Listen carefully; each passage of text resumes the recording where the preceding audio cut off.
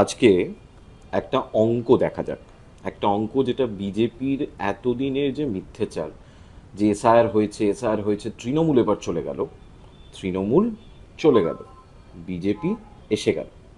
এইটা যে কতটা বড় ফার্জি বা কতটা বড় মিথ্যা, সেটা আজকে একটু অঙ্ক দিয়ে দেখা যাক। প্রথম যখন রোল বেরোলো, ফার্স্ট ড্রাফটে কত নাম কাটা গেল?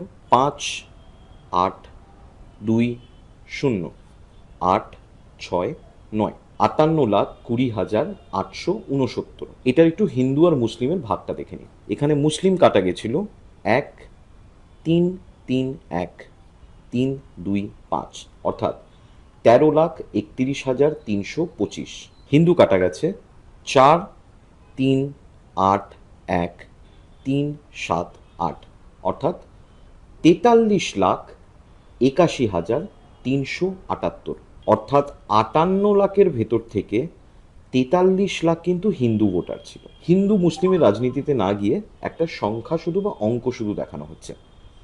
এবার আসি ফাইনাল রোলে, যখন আন্ডার অ্যাডজুডিকেশন বেরোবে তার ঠিক আগে আগে ফাইনাল রোল, যেখানে অল্প একটুখানি কাটা গেছিল, যার দরুন যে সংখ্যাটা 58 থেকে 63 হয়েছিল, সেখানে কত কাটা গেছিল? 5, 4, 6, 0, 5, 3, অর্থাৎ 5,46,53।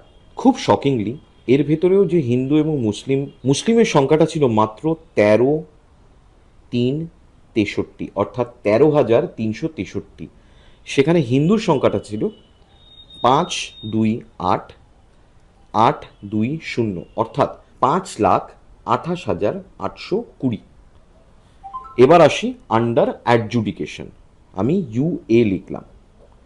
ইউএতে সংখ্যাটা এখনো পর্যন্ত যেটা হয়েছে, যে টোটাল আমি ধরছি প্রায় 91 লাখ, যেটা কালকে অবধি মানে 91 লাখের হিসাবে নাম যেগুলো অন্তর্ভুক্ত হয়েছে সেগুলোকে নিয়ে ইউএতে কাটা গেছে মোট ভোট 2,6,9,5,2,6,6, অর্থাৎ 26,95,266টা ভোট।